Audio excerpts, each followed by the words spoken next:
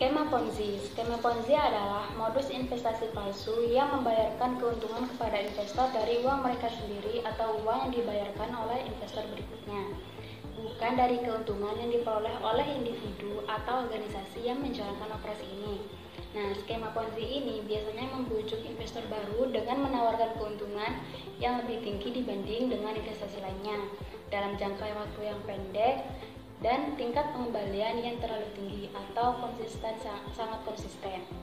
Kelangsungan dari pengembalian yang tinggi tersebutlah yang membutuhkan aliran yang terus-menerus meningkat dari uang yang didapat dari investor baru untuk menjaga skema ini tetap berjalan.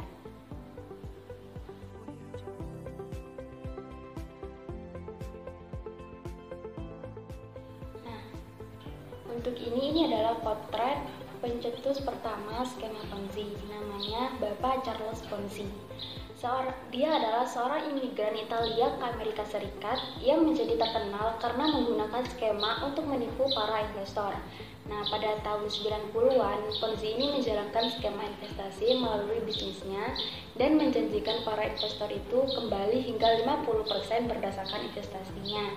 Nah, secara teori, pada saat itu dimungkinkan untuk mengambil keuntungan dari perbedaan nilai tukar internasional dan merealisasikan keuntungan besar tersebut pada setiap transaksi yang dijalankannya.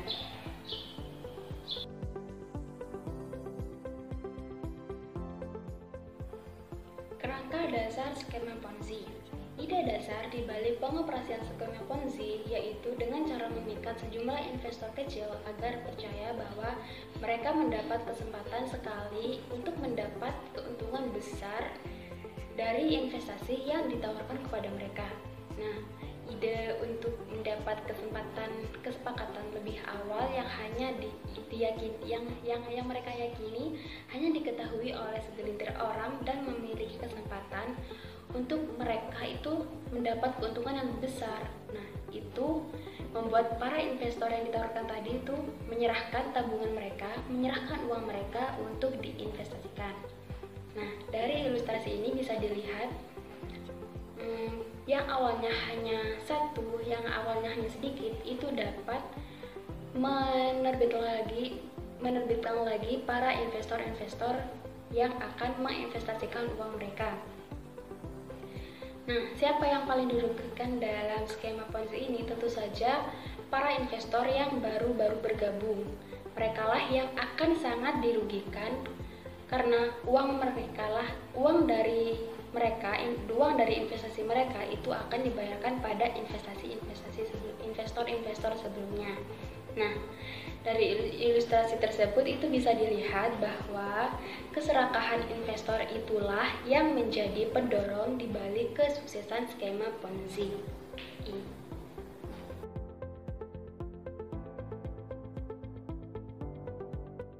Skema Ponzi semakin banyak bermunculan. Kenapa saya katakan begitu? Semakin hari banyak kasus yang terungkap, banyak kasus yang bermunculan itu menggunakan praktek skema Ponzi dan ini sangat populer belakangan ini. Nah, hal tersebut itu disebabkan karena tingkat perekonomian itu mengalami penurunan dan itu berakibat pada bank dan keuangan dan lembaga keuangan lainnya. Mereka menetapkan persyaratan pinjaman yang lebih ketat. Nah, selain itu, pasar saham tidak berkembang sebanyak dulu, menjadikan para investor menarik sebagian uang mereka dan menempatkannya ke dalam rekening yang tidak mengandung risiko, seperti rekening giro, pasar uang, dan jenis rekening tabungan lainnya. Nah, dengan persyaratan pinjaman yang lebih ketat tersebut, promotor skema Ponzi cenderung tidak mendapat pinjaman dari bank untuk melanjutkan skema mereka, untuk membayar para investor mereka. Selain itu, jika investor ini menarik dana untuk ditempatkan di sarana investasi yang lebih aman atau karena alasan lainnya, itu terkadang itu dapat menciptakan permintaan atas dana tersebut itu tidak ada, dan saat promotor berusaha membayar para investornya, Pada saat itulah, pada saat tertentu, promotor akan menyadari bahwa mereka itu tidak dapat lagi mempertahankan pengoperasian skema ponzi yang mereka jalankan tersebut.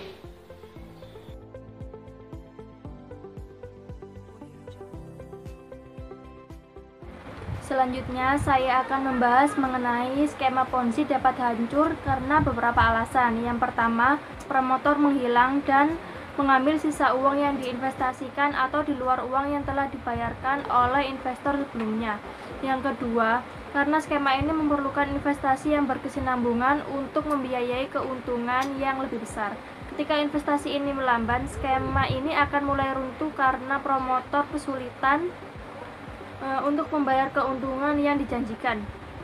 Krisis likuiditas ini sering menyebabkan kepanikan seiring dengan semakin banyaknya permintaan kembali uang mereka yang investasikan. Yang ketiga, pengaruh pasar eksternal. Sering seperti ketika terjadi kejatuhan ekonomi atau seperti kasus skandal Madoff ketika resesi tahun 2018 menyebabkan banyak investor menarik kembali sebagian atau seluruh dana yang mereka investasikan.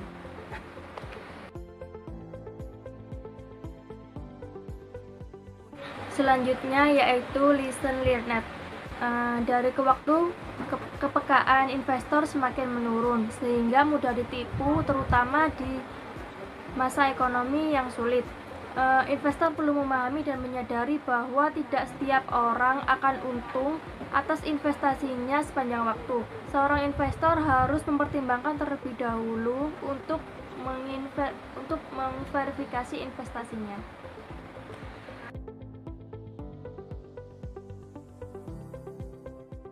Yang selanjutnya terkait tantangan untuk seorang akuntan. Yang pertama, mengungkapkan fakta-fakta terkait keberadaan dana dan aset dan membantu dalam mengajukan klaim untuk menemukan uang tunai dan mengembalikannya kepada investor. Yang kedua, mempertimbangkan untuk melakukan wawancara dengan personel kunci dari perusahaan investasi.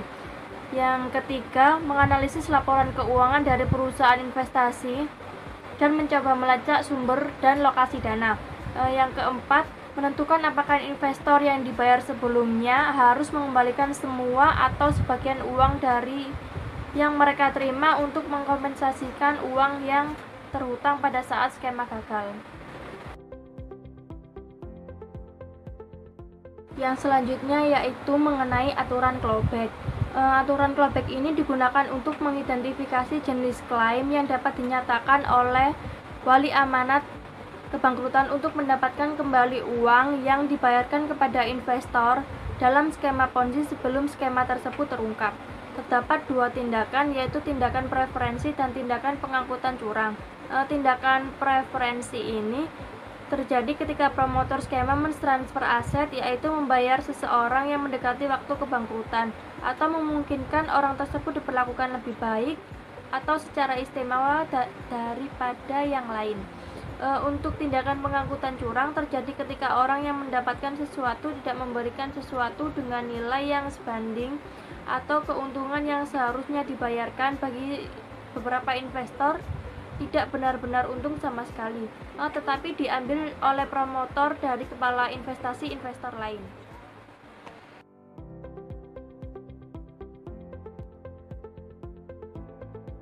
Selanjutnya yaitu mengenai kasus Bernard Madoff. Pada tanggal 9 Februari 2009,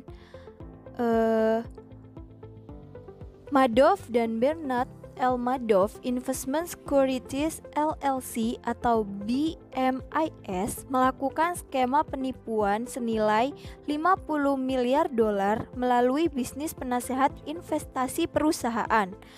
Pada sekitar awal Desember tahun 2008, Madoff telah memberitahu karyawan senior di BMIS bahwa ada sekitar 7 miliar dolar dalam permintaan penembusan klien penasehat dan berjuang untuk mendapatkan likuiditas yang diperlukan untuk memenuhi kewajiban tersebut.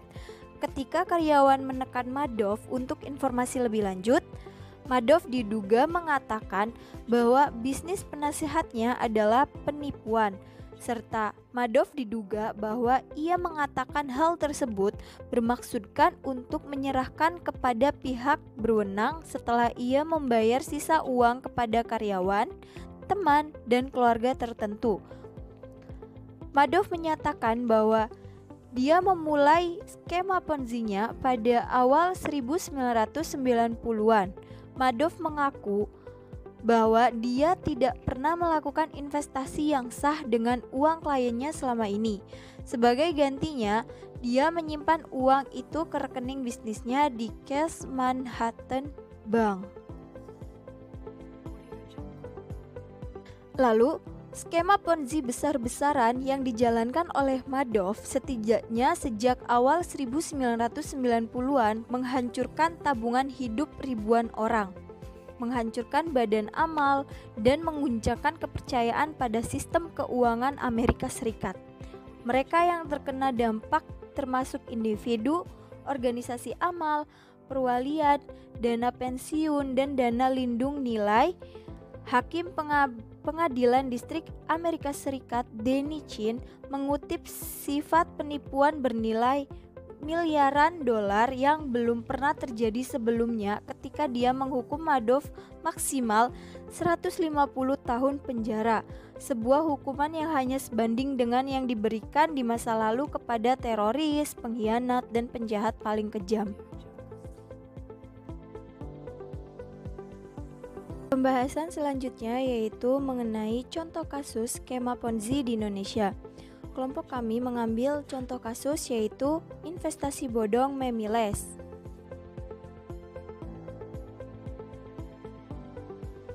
Investasi bodong Memiles yaitu praktik investasi bodong yang dilakukan oleh sebuah perusahaan yang berkantor di kawasan Santer, Jakarta Timur, yang dilakukan oleh seorang direktur perusahaan berinisial KTM yang berumur 47 tahun, warga Kelapa Gading, Jakarta Utara, dan seorang kaki tangannya yaitu FS yang berumur 52 tahun, warga Tambora, Jakarta Barat. Terbongkarnya praktik bisnis curang ini dilakukan oleh pihaknya melalui patroli siber Ditreskrimsus Polda Jatim bersama pihak Lembaga Otoritas Jasa Keuangan atau OJK.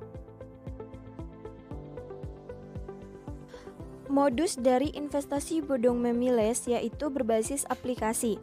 Setelah ditelusuri rekam jejak perusahaan yang bernama PT Come & Come itu diketahui baru berdiri 8 bulan yang lalu.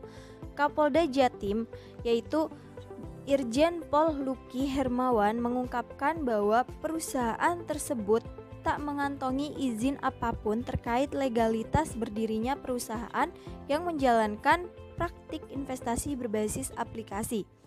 Setelah dilakukan penelusuran lebih lanjut, ternyata perusahaan tersebut sempat melakukan rekrutmen member secara massal melalui acara pameran di Gedung Istora Senayan, Gelora Tanah Abang, Jakarta Selatan pada Jumat tanggal 3 bulan 11 silam.